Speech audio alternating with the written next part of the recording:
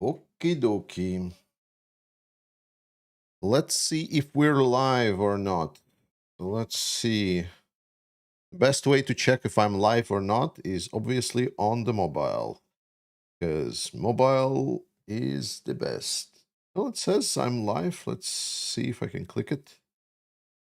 If you're watching this in recording, well, yes. Oh, we're super live. Right, guys, tell me how's the sound, how is everything, because I'm trying to use a new software here, so if it's not the best, please tell me right away. If you're watching this in recording, tell in comments. Is it too loud? Not too loud?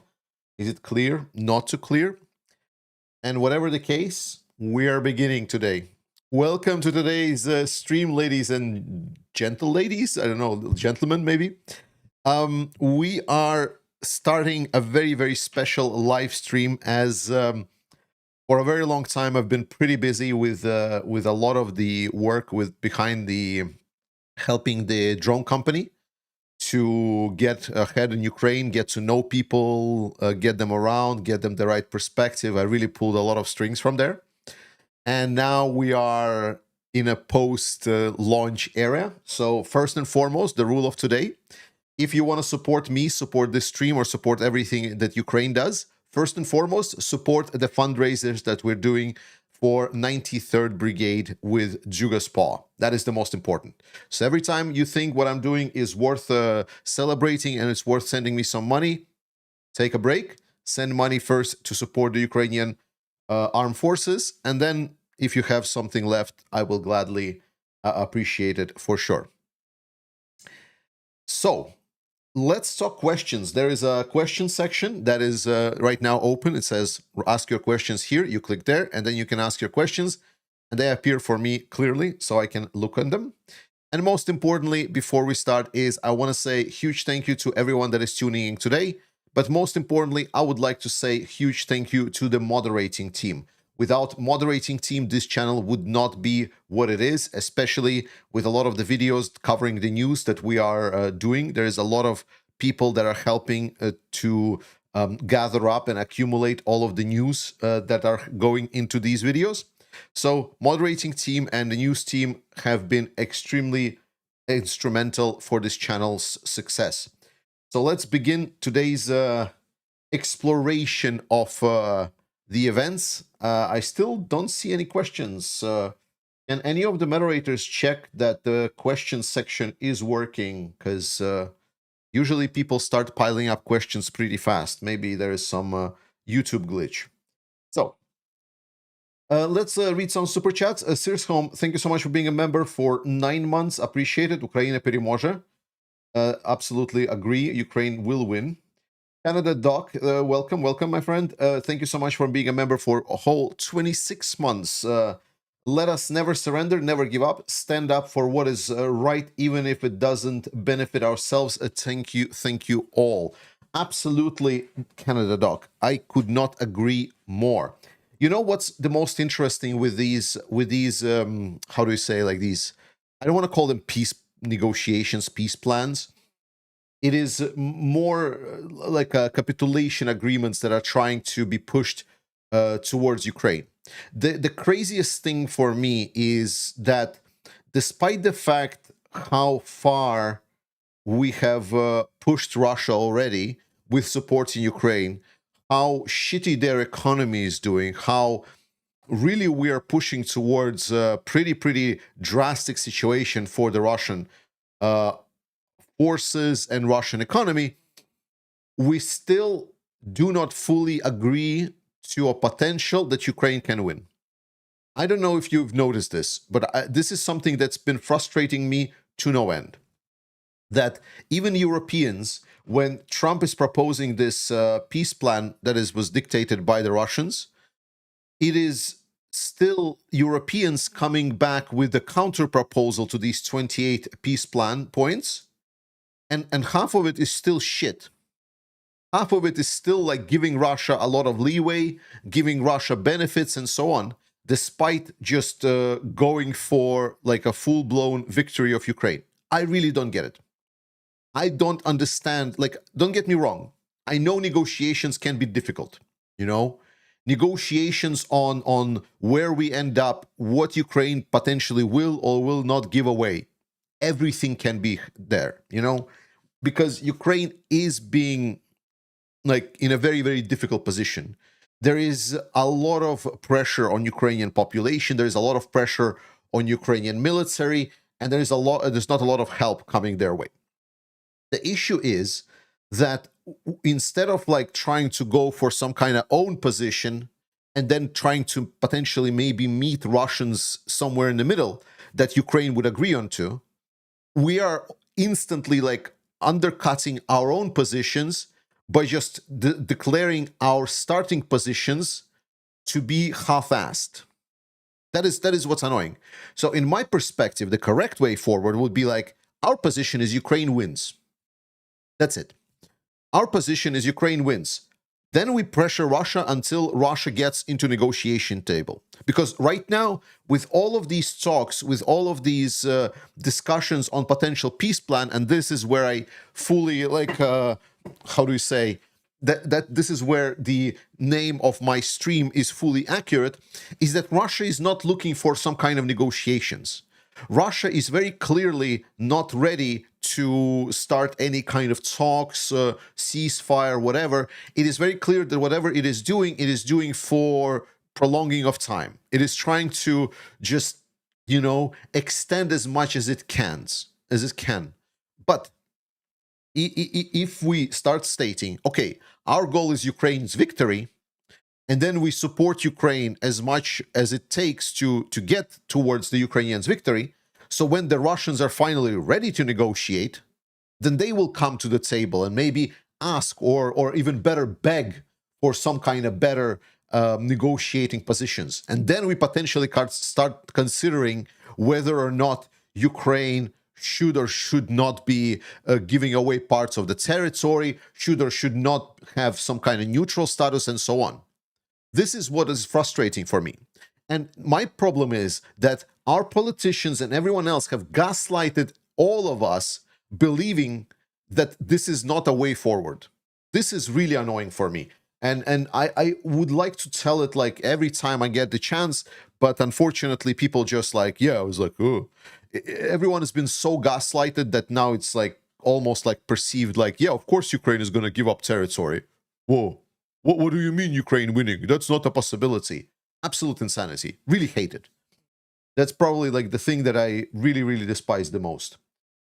Antonio Spios, thank you so much for $100. Appreciate it, my friend. Thank you for so much for being a great supporter of the channel for so long. Both me and my wife appreciate it very much. I drink this sip of tea for your sake. Sears Home, thank you so much for $13.99 Canadian. Appreciate it, my friend in Canada. Nathaniel Campbell 2356, thank you for $20. Appreciate it, my friends. Thank you for some nice pictures. Like, not pictures, what is it called? The stickers, yes. Ella Gecht, thank you so much for being a member for 33 months. A deep bow to defenders and volunteer people in Ukraine. I agree. And this is what I do as well, like, because defenders of Ukraine have been absolutely incredible. And the news that we're getting on how much they're persevering despite the attempts that Russia is doing at the front lines is truly, truly crazy. Ben Peter, thank you so much for 22. Ben Peter, thank you so much for being a member for 1 month. Welcome to the group, my friend. Thank you, Georgies. Thank you, Ben. Appreciate it. Or Peter, whatever you prefer. All right. I see some questions finally appeared. There we go. So first question is from Canada Doc. Any idea when Russia will be forced to see the reality and surrender of... sorry, like YouTube cuts up a little bit. Surrender, or this is until that then standing, does this count as Russia lost? Okay, so part of the question YouTube unfortunately cut out because of the thing, but so any idea when we'll be forced to see the reality? And like I already started talking about Ukraine winning and Russia losing, and I mean, Russia is not ready for peace, right? We're very clearly see it. There can be like 1,000 different explanations why this is. Putin is deluded. Putin is just super ambitious. He just wants to go out into war. He just hates Ukraine. Putin doesn't see how he can rule the country if there is no war. He wants to distract people. He wants to get more favorable conditions. You know, it's like all of the different flavors of experts have produced different kinds of answers. But one fact is clear, is that Russia is absolutely not ready for war. And the interesting thing for us all is that Russia has pretty devastatingly stepped into the position. So Russia is tumbling down towards a very, very bitter end with their economy status specifically. It is really bad for Russia. We're going to do a separate video in the coming days someday. I will focus specifically on the news from the Russian economy. It is not good at all. It is really, really fucking bad. And the point is that Putin still, despite whatever is happening in the economy, he still wants to push forward for this war to continue, whatever the reason. And my problem is that we are kind of like, by presenting these policies that we are ready to give Ukrainian territory, we are encouraging Putin to essentially don't stop until you are like completely exhausted. Don't stop until you're done. Because if we would say we push for Ukraine to win, then we would find some kind of balance. But if we say it's like, hey, our starting position is Russia gets to keep whatever is already captured, then Putin is like, well, I can just go on. I'm still getting a benefit, right? So that's a pretty bad situation to be in. And I think whatever is the case, Russian economy still can go for a year at least. And yeah, I would think like the 2 years is really going to be tough for Russia. And by the end of the next year, we will see Ukrainian production of weapons really go up. Like it's already going up significantly, but a lot of the contracts are still not fully kicked in, and I know that for a fact. I've talked with a lot of people about it. So funny insights that I'm having now. And so for Ukraine, next year is going to be super nice. The only difficulties is what Ukraine is going to do internally, but that's a whole different question. I'm just expecting there's going to be decisions done inside Ukraine this week. So I'm still hoping for it. Commie bastard. Can Ukraine set up a fiber optic cord manufacturing in another country like Russia does with China? Yeah, it can. And it does.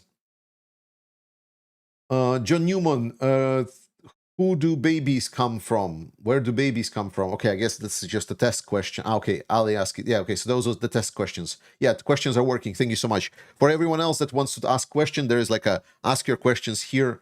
So, and then I can read from there. Tamim Balki, sorry for butchering your name. Hey, Georgie, do you think Russia will be able to capture Liman and Siversk by the end of this year? No, not by the end of the year. I don't think Russia will be able to capture by the end of the year. Pokrovsk, I mean, Pokrovsk 50-50. Pokrovsk, Mirnograd, this whole agglomeration, I am 90%, more than 95% certain that they will not be able to capture it. So I don't think that by the end of the year, Russia will capture any notable places. Maybe Pokrovsk. But then again, today we heard, like I wanted to make a video update today on the situation on the front line.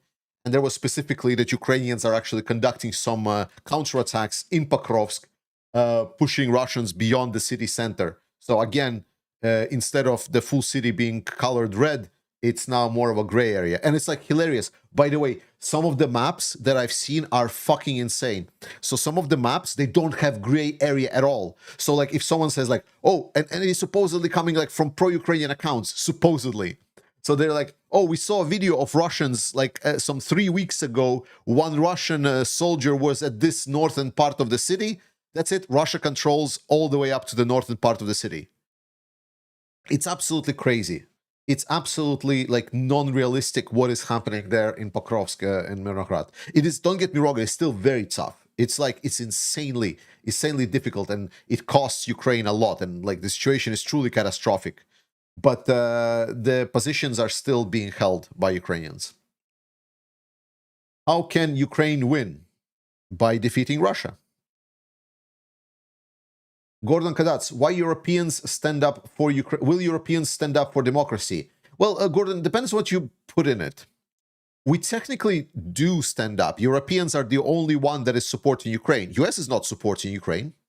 US right now, I'm sorry for people that are from United States, but your country right now is not supporting Ukraine. It is us Europeans that are buying your weapons to send to Ukraine. We are essentially bankrolling you. Like Europeans are purchasing weapons from US to send to Ukraine, and United States is just making money. And I mean, like you can see it any way you want. Like, is it good, bad, whatever? It's like the point of the matter is that at this point, United States is doing bare minimum to actually kind of help Ukraine. You know, there's this intelligence agreement. But then again, even with intelligence agreement, to be honest, question is if Ukraine or the allies are paying for it. To be honest, I don't know. Like, have you asked yourself this question? Are our allies paying for the intelligence agreement? Because it's quite possible that we are.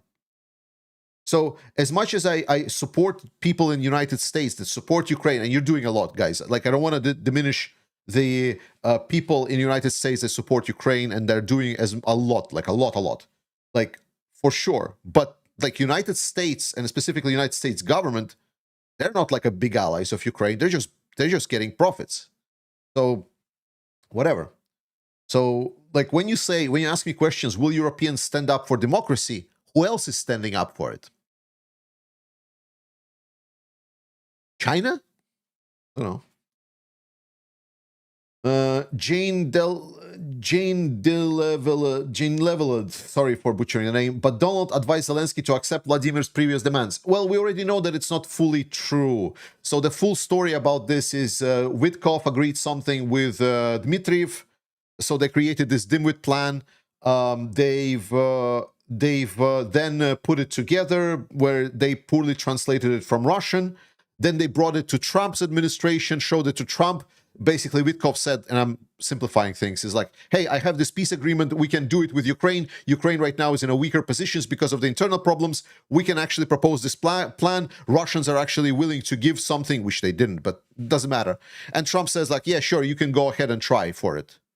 And then Rubio is like trying to salvage this because he's trying to stay on Trump's good side and try to shield Trump from a lot of the fallout from this absolute travesty of dimwit plan that we're having here. This is the story. So I don't feel that Trump really stood behind this document at all. Like, it feels that he kind of approved it, like essentially nominally, is like, yeah, go ahead, try. But I don't think that this is like a serious threat that he put forward to Ukraine, especially now that Rubio and the European leaders have actually worked through it, and now they have something to show that they're actually trying to sort of work through the parts of the plan. Neil Badger, Eric N. Cross made a wonderful post over the weekend, and no doubt you have already seen it. It goes over how the peace plan was not good. No, I don't know who Eric N. Cross is. By the name of it, sounds someone from the Nordics, but I actually don't know who Eric N. Cross is. Let me Google it, by the way. Eric N. Cross, member of Ringoku. Eric N. Cross is an Estonian politician, diplomat, former chief of intelligence, and entrepreneur. He's a member of the Parliament of Estonia. Okay, so yeah, I haven't seen his writings. All the Estonians have probably now got really horny that I called Estonian Nordic, by the way. Type 1 in the chat if you're Estonian and you're horny. Oh my god, we're already devolving into this. I mean, I don't need to look at what Eric wrote. I went over the peace plan myself, so I saw how bad it was. -1, yes. So since when do you expect Europe to be outpacing Terra Russia in weapons manufacture and give Ukraine the overhand? We are pretty much already there. Like current estimates suggest that by the start, or essentially, we already are ahead in major parts of production, such as artillery. The problem is that we are producing artillery more than Russia, but Russia is not producing that much artillery. They're actually buying a lot of artillery from North Korea. So we're not yet outpacing both Russia and North Korea in artillery. So I would say that by the end of 2026, we will be already ahead of Russia in many of the categories. Skinker04, how longer can we expect Russia to be able to keep up with their current rate of offensive before before their manpower runs dry? I don't think their manpower will ever run dry, assuming the new mobilizations are called. No, they will be continuously calling more people. We should not expect that Russia will run out of their personnel. Like that's not the assumption we should go for. It is very clear that Russia has enough staying power and enough, how do you say, not irrelevance, but the unfazing society, like not caring society, that they can just continue doing it as much as they want. So I don't expect that Russia will see increase in power, not with the rates of losses that they're currently having. What exactly is the coat of arms on your Ukraine flag in the background? You mean this one? That's the 3rd Assault Brigade. It's a flag that was signed and sent to me by the 3rd Assault Brigade for one of the fundraisers that we did for them. Tosunabi, hey, my man. If the war goes for another 1-2 more years, do you think Europe will enter the war, or what could be the trigger that Europe to enter the war? No, Europe will not enter the war. The trigger for Europe to enter the war if Russia invades Poland or the Baltic states. That's it. That's the only way forward. Komi Bastard, thank you so much for 5 Canadian bucks. Appreciate. Dobro ranku, Georgi. Fuck Russia. Secondly question. How difficult would it be to transfer some of those sea drones to launch from Estonia? Not difficult at all, and the problem is that Estonia will not do anything that this kind of goes against the NATO policies. So that will be like, it's like that's why everyone in the Baltics are chickening out, because they're afraid that they will lose coverage of NATO, so to say. Thomas Hedin, can anyone please tell me what Ukraine owes Russia for invading a sovereign country, bombing, killing civilians? I don't get that part. Nothing. Absolutely zero. Anoni 5102, do you know if Russia is getting any more gold smuggled out of Sudan? Most likely. Like, Russia is still operating in the area of Sudan. They have significantly diminished their operations, but they're still operating in Sudan. Alexander Rangelkov, sorry for butchering your name, my friend. If Pokrovsk and Mirnograd falls into the hands of the orcs, what will be the next strategic direction for them? So there are two, and I think I should try to show this on the map. I think it's going to be easy. Let's see if this new software, I will be able to show it on the map. Let's see. If this will break, guys, blame... Oh my god. Oh, Jesus Christ.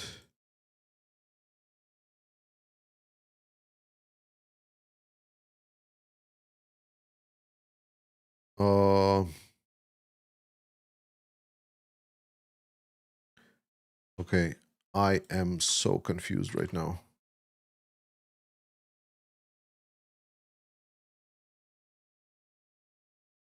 Nope. Yes. Okay. Well, we got this far, so... Okay. Well, it's somewhat working. Let's bear with me here. So let's look at this. Pokrovsk. Oh my god, there we go. Pokrovsk. So this is Pokrovsk and Mirnograd. Just to understand, right now we are here. So all of the Russia-favored maps are coloring all of this as red. It is not, obviously, controlled by Russians. Ukrainians actually have been reporting counterattacks, and again, we're going to cover it tomorrow, around this area right over here. So they actually went beyond the railway and actually pushed Russians beyond the railway, which is roughly city center. And for Russia, for them to still fully kind of control Pokrovsk, they still need to securely control the railway. This is the first step. That's the railway going. So they need to kind of move here, capture all of this area where they're still fighting. Then they need to capture about the same area of the northern part of Pokrovsk. And then they need to also capture the Mirnograd agglomeration. So that's still quite a lot of, work that Russians need to be doing. So that's kind of like to underscore the point that despite the gray area that is covered here everywhere, gray doesn't mean red. So it's not fully Russian controlled, and Ukrainians are still able to fight in a lot of these areas.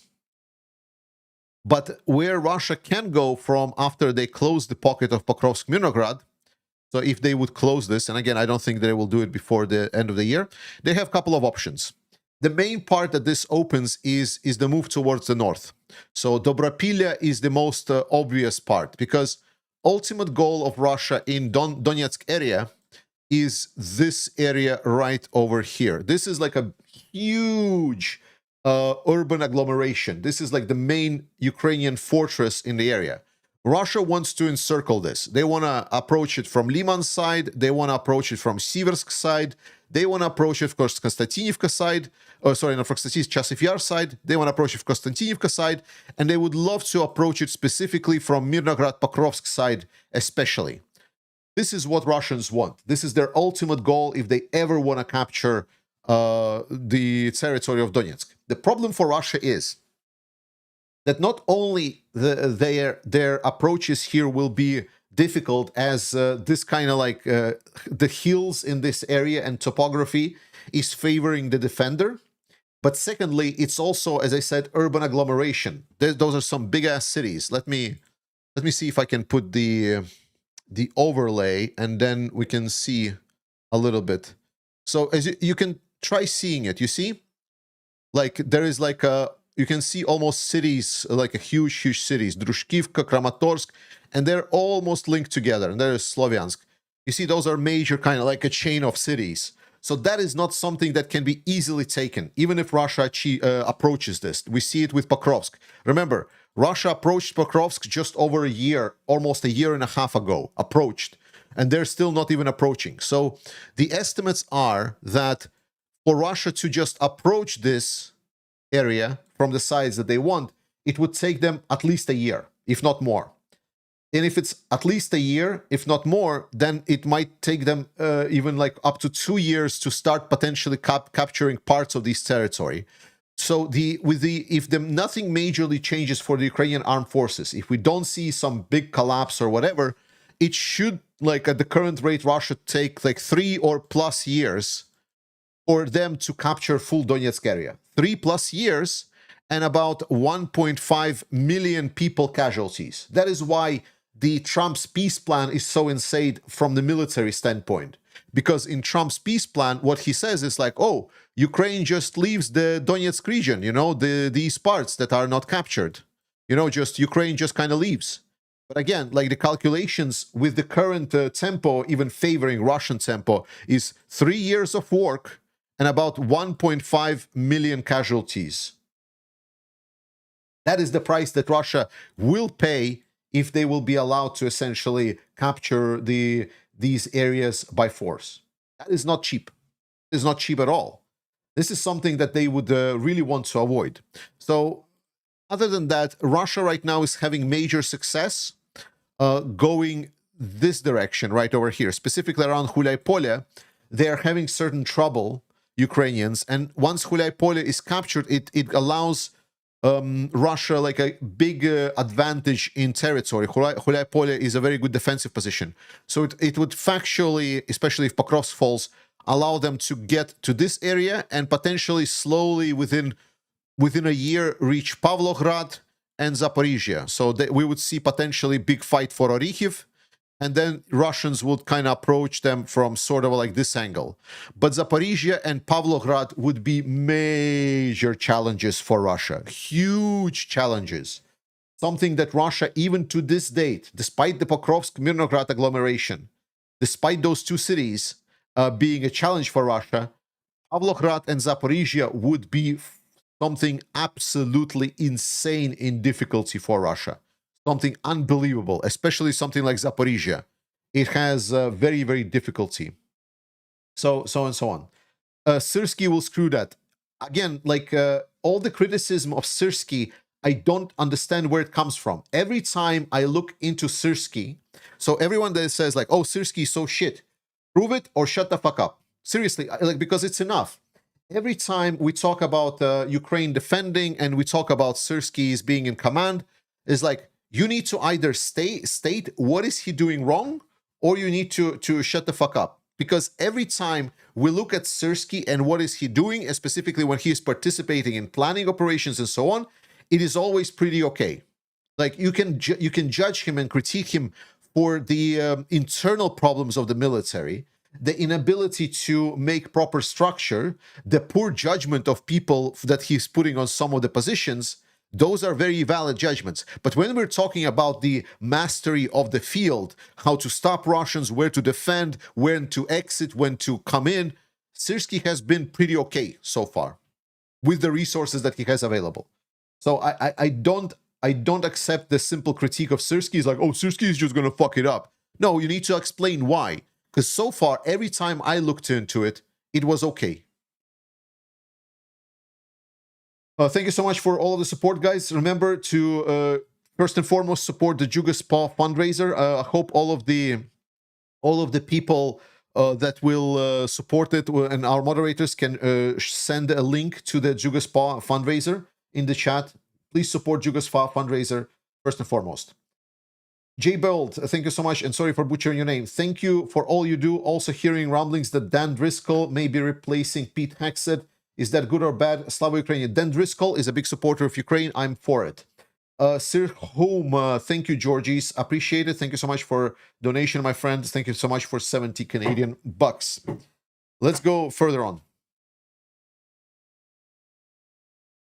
Why is France, Italy not send more SMT? What I hear, they are the same as good as Patriot. Yes, the problem is supply. France and Italy just don't have the supply.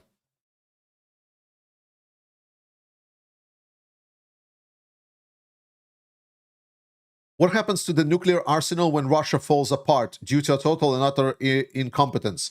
I'm pretty sure, essentially, they will start struggling because the countries that will be left will be struggling, and we in the West can say, "Hey, you want to get bankrolled?"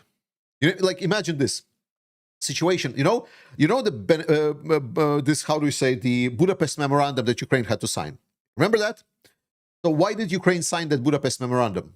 Have you asked this question? The main reason is that because not only the Ukraine was threatened with additional sanctions, is that the Ukrainians were just not having a lot of money, and the point was like that they give up these facilities, and we then help Ukraine recover. It gets integrated in the world economy.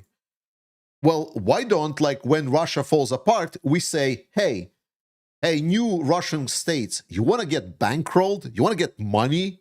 It's like, why don't you give away your weapons and we just bankroll you to no extent? There's going to be a lot of people like that are having it not too good in Russia because people expect Russia to fall apart, and then suddenly it's going to be like Taliban or something. But Russia is not ideologically charged. Like I've tried to explain it so many times. Russians are not ideologically charged. Majority, like absolute majority, like over 80 to 90% of the Russian military currently is joining the Russian military because money. They really just want money. There is very little amount of people in Russia that are like ideologically charged to quote unquote fight the evil West. Majority of Russia just want to like continue living on. They believe in weird scenarios that Putin is this bringer of peace and stability, which is absolute dog shit. It's not true, but they are considering it this way. So if the things fall apart and we just say it's like, hey, you want to get bankrolled? I can guarantee you that so many Russians and people in charge of these post-Russian states, if Russia falls apart, will be like, yeah, you got them right. We want that.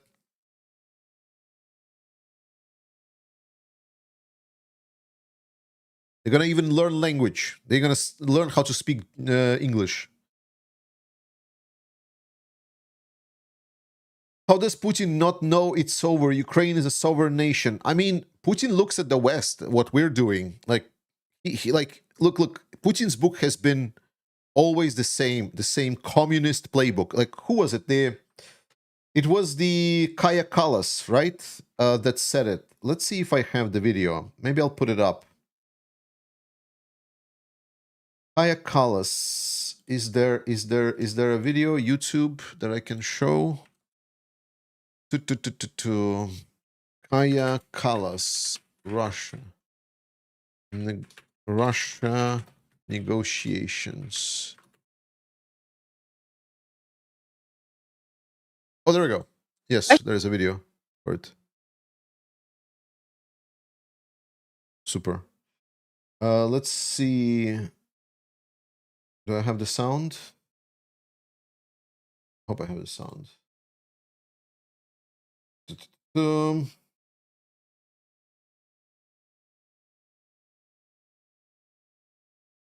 Yes, there. And let's see if there's a sound. Russia is making the demands. Russia is threatening.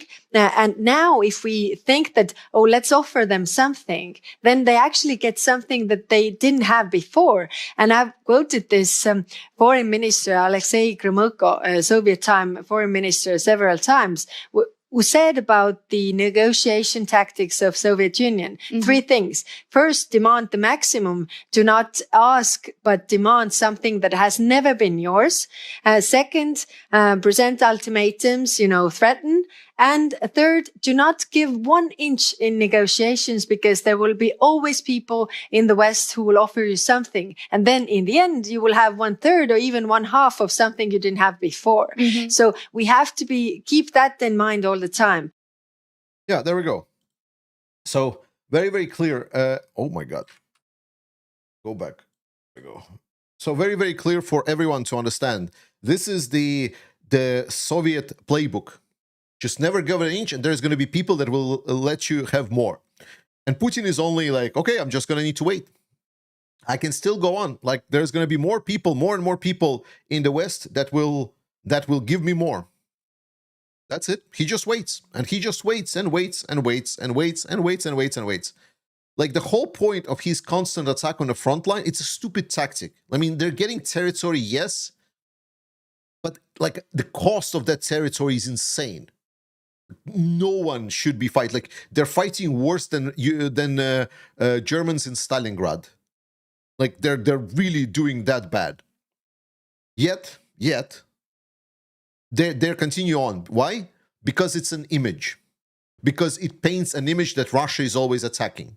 So then, whenever we're discussing some kind of news or some kind of events that are happening around Ukraine, we're like, oh yeah, but Russia is attacking. Russia keeps capturing settlements. It just creates an image. That's it. That's all there is. That's why, like, I don't want to cover, for example, frontline updates like every day or every second day or whatever, because it disturbs the perspective that the Russian advances on the front line are more important than they actually are. It's important what is happening in the front line, crucial, because it defines everything, but not the way that Russia is working. What's the weather like on Battlefront? Rain, cold, and fog. Considering how well the so-called Russians are continuing to survive mistreatment, do they think they can revert to Stone Age before they rethink their imperial ambitions? No, I think they're fully committed to Stone Age, unfortunately, Sim. Unfortunately, I think they're fully committed to it's one way or a highway. Nicole Assad, hello to you and good day. I was wondering about something about a debate me and my father have time to time. Is Russia becoming China's vassal state? Yeah. China is fully controlling Russia by this point. I mean, at least half of Russia. Like, they're not controlling their politics for now, but they are slowly but surely getting there. Like, inside of Russian economic numbers, it's not even close. China is just overtaking everything. Russia is already, like, I would say, a good 40% dependent on China in a lot of the sectors. Russia is selling some of their gold reserves. If they doing this, how long will it prop up their economy, and how much gold reserves do they have? They have about 21 billion US dollars in gold reserves. So this is where, like, some people send me an email stating, oh my God, Georgie, but Russia has so much gold. They have like so much gold. It's like, why are you thinking about this? And it's like, I was like, what are you talking about? Because the amount of gold that they have in National Wealth Fund is about 21 billion. It's not a lot. Like $21 billion. Firstly, they have trouble selling it because everyone knows that Russia is in a shitty position. So whenever they're trying to sell the Russian gold, they usually have to pay with a discount. So they're not getting the fair price. But more importantly, what people actually had in mind is that their central bank gold reserves. That is not the same as the Russian gold reserves. Because if Russia starts getting into the central bank's gold reserves, that is the end of the state. That is the end of the state. Like, there is not going to be anything. Like, there are rules that are defining the state of economy. When the political state goes after the central bank's gold reserves, it is basically the acknowledgement that your economy is done. That's it. Like, you don't have a working economy. Like, anyone that tries to go into the gold reserves of a central bank that they use to regulate the economy, to stabilize their economy, as soon as they start becoming political, that's it. Like, that's it. At that moment, state just ceases to exist. Every single oligarch will just flee and exit Russia, because that's the end. That is literally the end. I don't know how to explain it to you for people that don't know the economic space. So, how would I say? Imagine you have a house, right? Imagine you have a house, and that house has built on foundation, and for that foundation, you used some gold bricks. I don't know why, but you just used to. So you just wanted like a house to be built on gold, whatever. So you have some gold in your bank account. You have some gold in your backyard buried, and so on. That is the gold that you can use. But when the things get really, really tough, and then someone says like, why don't you use the gold that you have in foundation of your house? And then you start getting the pickaxe, and I'm going to go destroy the foundation of this house just to get myself some gold, when like you can easily understand that potentially this house doesn't have too long to go. Yeah, printing money feeds inflation. So a lot of that money, a lot of that gold will be spent to essentially balance out that inflation. So I tried explaining this as simple as possible. Hello to you and good day. I was wondering about something about the debate. Okay, we already talked about this. Matt Smith, Russia is selling some of their gold reserves. If they doing this, how long will they? Wait, didn't we? Oh, no, there was the China. Okay, it's fine. Green Chugash, what a name. Will you talk about the drone initiative and the company making the drones? I mean, I can answer any questions about the company and drone initiative do you want. So it's a Danish company. I helped them get into the Ukrainian markets. I obviously have a little bit of my interest. I helped invest into the company myself, and I've helped them get into Ukraine. Peter, the owner of the company, he has been extremely incredible, because Peter had some people. Well, firstly, he's working in Ukraine. He has like 3 farms in Ukraine.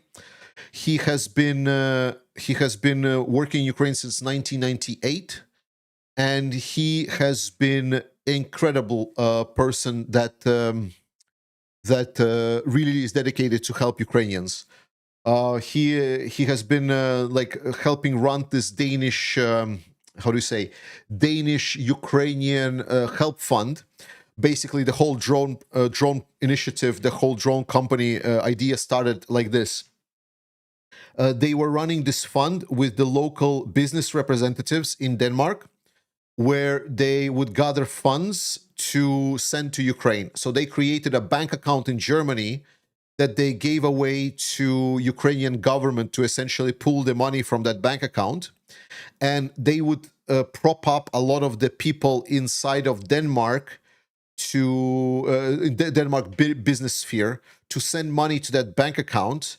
And then the Ukrainian government would pull money from that bank account to help it. And they've already gathered like some over 10 million US dollars in total. And it was extremely incredible for helping Ukraine.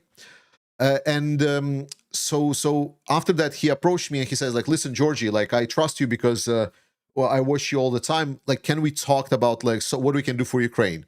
And I explained is like that the best thing that we can do right now, the best bang for buck, is drones. And what they wanted to do is essentially is like, how can we help Ukraine without putting essentially just money in a bank account and then don't know what's going to happen with it? You know, the corruption case that came out right now, right? So who says that it wasn't some shady politician that actually was pulling the money from some of that bank account? You understand the risks, right? So he says, like, how can we do something that is more practical that cannot be stolen? And I said, let's drones. You need to do drones. And then he found some guys that are really, really good, the engineers, and they stated that they can create some really nice drones that are really, really well performing, that they're solving a lot of these issues that modern Ukrainian drones are having, which I didn't believe for a day. But then we went to Ukraine. We went to Ukraine and talked with the guys from the front line, and it was insane. Like the guys, like, let's see if I can find. No, I don't know where the video is. Shit. It's like, but they were like super, super impressed. No, wait, I should find it. Like it's a great representation. Let's see if I can find it somewhere. Let's see. Let's see. I want to show you this video, but yeah, and then the guys basically talked with a lot of the guys on the front line. What are the drones that they need? What makes a drone good? What makes a drone bad? What is the issue with the European drones that are being sent? And the big problems with the European drones is because they're being produced often in Europe. So a lot of the European companies, they want to protect the IP. So instead of making good drones that are able to be made also or fixed in Ukraine, they're making essentially closed cycle drones. And these drones, for example, they have, you know, like some 30 screwed on bolts, and these bolts are made in such a way that you cannot unscrew them in field conditions. So you would have to essentially try to rip out all of these bolts that are holding the drone together if you would like to, you know, change the frequency of the drone or something like this. So something absolutely insane. And those kind of things, the company really, they looked into it. I was there in the conversations that they had, and it was really good. So they really tried to make the drones as best as they can, specifically for Ukrainian needs. And then they got a partner in Ukraine. And this is, I'm not sure if I can share these news as well, because the partner is one of the Ukrainian big drone manufacturers. And basically they got an agreement settled with one of that Ukrainian drone manufacturer to supply the Ukrainian components. So these drones that are being made, they will be made with Ukrainian components, which is fantastic in my perspective. So they want to make drones that are really good, and they are... Where's the fucking files? Sorry, Microsoft is really annoying.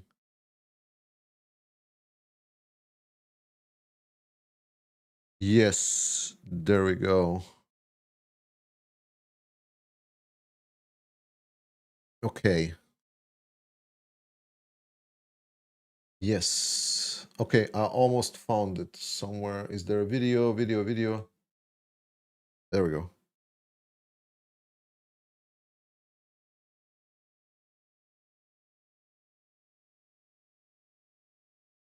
There we go. Let's switch.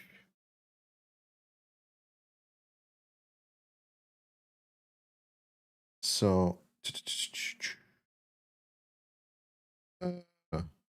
Oh.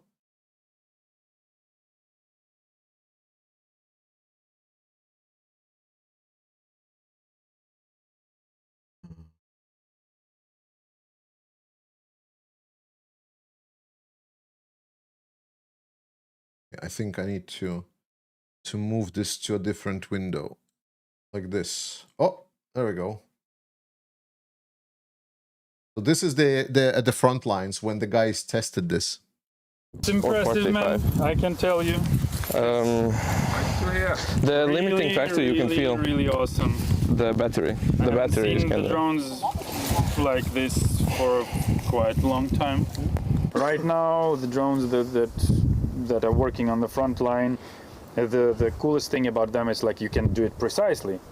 Yeah, on the other part that is like the artillery system, it's still not that precise. Oh, I'm really impressed. Just the maneuvering, load capacity, I'm impressed. Yeah, so that's how it was. That was pretty cool. That was pretty cool. I was very surprised because like what I was expecting, to be honest, because this is relatively new company, you know, they just built this year, and I was expecting that they're gonna say, it's like, you know, it was like, yeah, good effort, good try with these drones, but you know, like we're here in Ukraine, we know our stuff, and like it's a nice effort. But no, like the guys, when they said that they know how to make a really good drones, they said that like that was indeed a really good drone indeed. So I'm really happy that they're going forward, and now it's going to be the big test for them whether or not they can deliver on this support for JugaSpa. The agreement with JugaSpa we have is like this. So JugaSpa, once the fundraiser kind of go forward, they will start ordering batches of these drones from this company, and basically they will test JugaSpa and see whether the company can deliver. So they will make like small batches. I believe it's like 20,000. That's like what one drone is about like $500. It's a little bit less, but like so 20,000 on 500. Oh my god, my math is not mathing. So 20,000 for $500. So 40 drones. So basically, the JugaSpa will be ordering batches of these 40 drones, and if the company will deliver on time, and if the company will perform, then they will go ahead. Otherwise, JugaSpa is free to select whoever they want to work with, so they can always work with any of other Ukrainian companies. So it's going to be really interesting to see whether this BEFA company can really perform. I'm really hoping they will. All right, sorry for deviation. It's just it's super exciting. Like we worked for a whole year for this. For this to get through, like, you know, coordination with the guys at the front, going, seeing how the test went, like seeing them at Brave One stuff. Super nice. All right, let's go to the questions.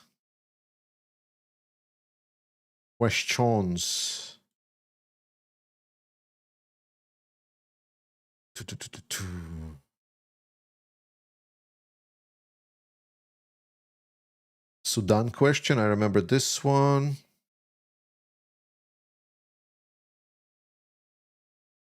Yes. When will Russians have enough to protest as a crowd? They won't. Don't expect anything from Russian, and then you don't get disappointed. Greg, do you know of the breakthrough at the south? Wait, another breakthrough? Is this again another breakthrough? Okay, what's the breakthrough at the south, guys? Can you tell me about the breakthrough at the south? Is it like some another YouTuber just made a video about there is another breakthrough at the south, or you're as clueless as I am about what this breakthrough at the south is being meant? I'm like whenever someone says like if it to the south, it sounds like it. Yeah, okay. Probably around Hulaypole. I mean, it's not a breakthrough. Like it's like a counter break. Reporting from Ukraine. Ah, wait. Yeah, reporting of Ukraine. He usually covers the events on the front line some like a week later than they happen. So basically, he's now reporting on the breakthrough that happened like a week ago or 2 weeks ago or something. Okay. Yeah, the big breakthrough that suddenly stopped being a breakthrough, and then it's just not a breakthrough. So that's the breakthrough. I covered it. There is a specific video. I covered it even in my latest map updates where I covered specifically that situation on the south. Nothing new there. Again, frontline update tomorrow.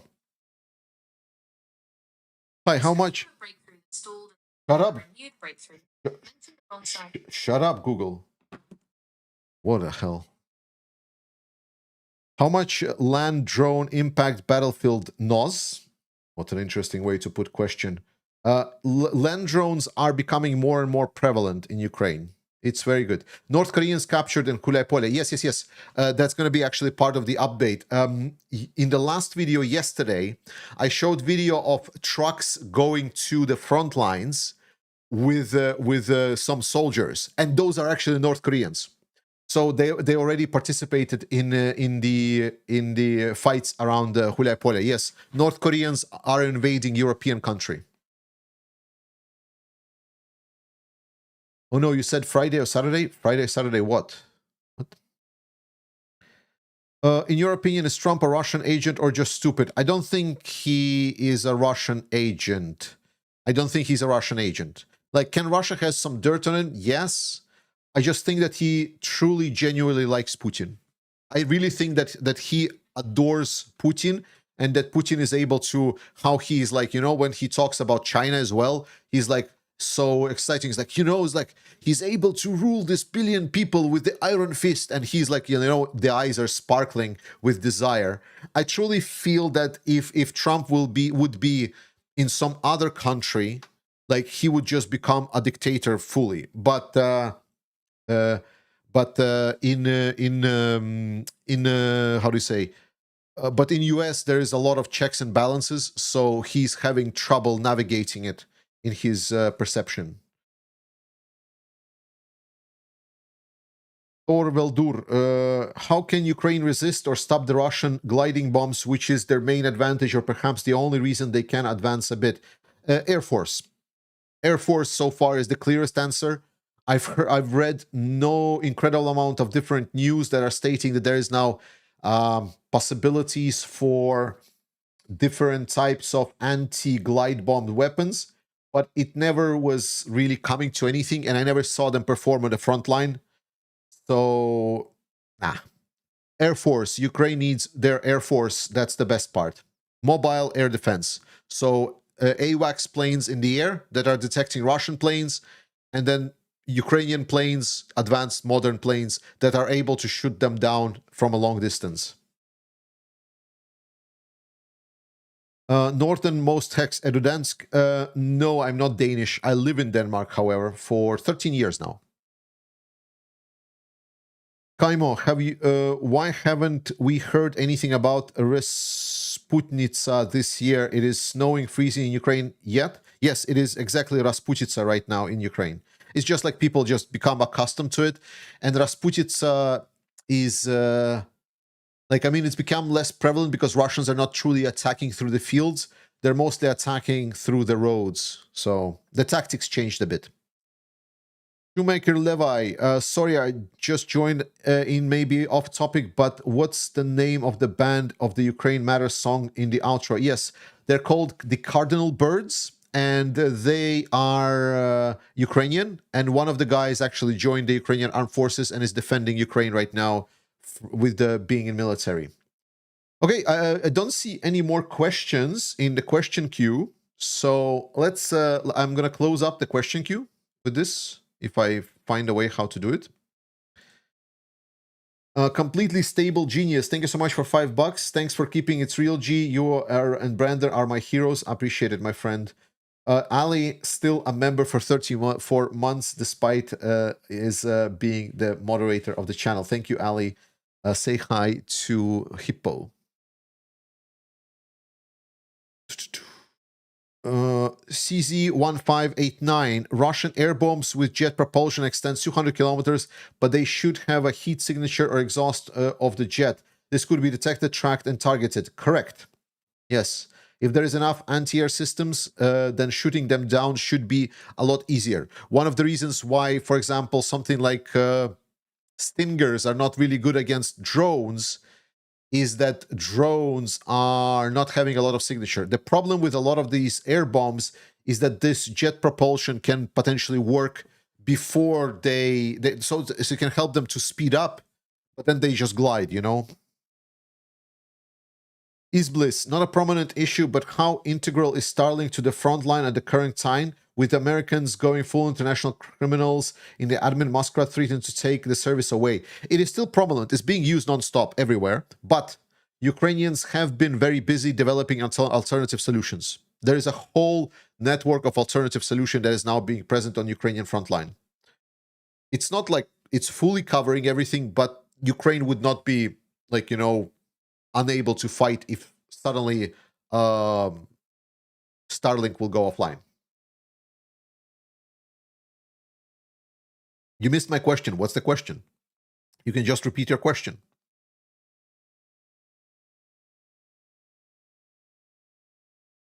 Lau Birdie R1N. Repeat your question and then I will gladly read it. If I missed it, I'm sorry. Or not, I don't know. Don't care. Keep up the great work. Thanks. Appreciate it. All the work is being done by the guys at the front line. I'm barely just trying to convince you guys that it's not as bad as some people will lead you to believe. Especially the Russian propagandists. They are like fantasy peddlers. I think Georgie had today's best rant. Did I have... Was there a rant today? I don't think so. I don't think I've had a rant so far. My biggest rant is like that we're not doing enough for Ukraine. That's my biggest rant. And that we're pushing these weird, stupid policies to Ukraine. Kaimo, why didn't you stream for so long? Do you plan to stream more often? Yes, I plan to stream more often. Mostly I didn't stream because like I was doing these daily videos. They were taking a lot of me because I'm working here. Plus I worked a lot with the company, and I also work right now with certain groups inside Danish political spheres and business spheres. So like I'm trying to do a lot to help propagate Ukraine on many different fronts. To get as much aid to Ukraine as we can. So there's a lot of stuff that I'm doing behind the scenes. So, and it takes a lot of on me. Like it's a big toll. Like unfortunately, I am like I understand. Like oftentimes I say that it's like we're here for the long run and we need to keep on keeping on, and it's true. But I'm really pushing myself sometimes too hard. Like I find sometimes I just just don't have the power to go on, but I go on anyway. So, and I'm not asking for pity. Please, no pity. Like I'm fine. I'm doing what I want. I'm very, very happy with what I'm doing. I'm able to sleep at nights for the 4 hours that I sleep. I'm able to sleep very, very solidly, and I feel very good about it. So don't feel bad for me. I'm doing what I want, and I'm very happy about it.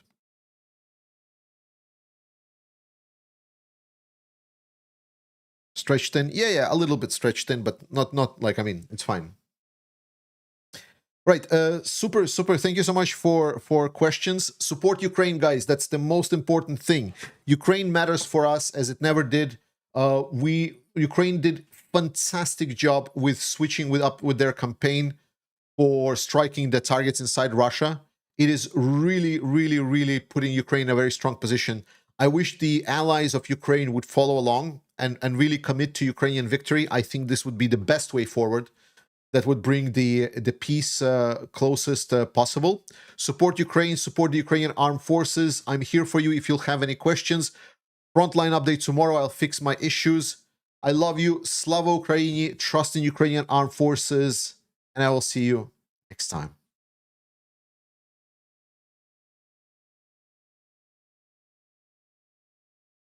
I wonder if there's even if there's even a stream end at all.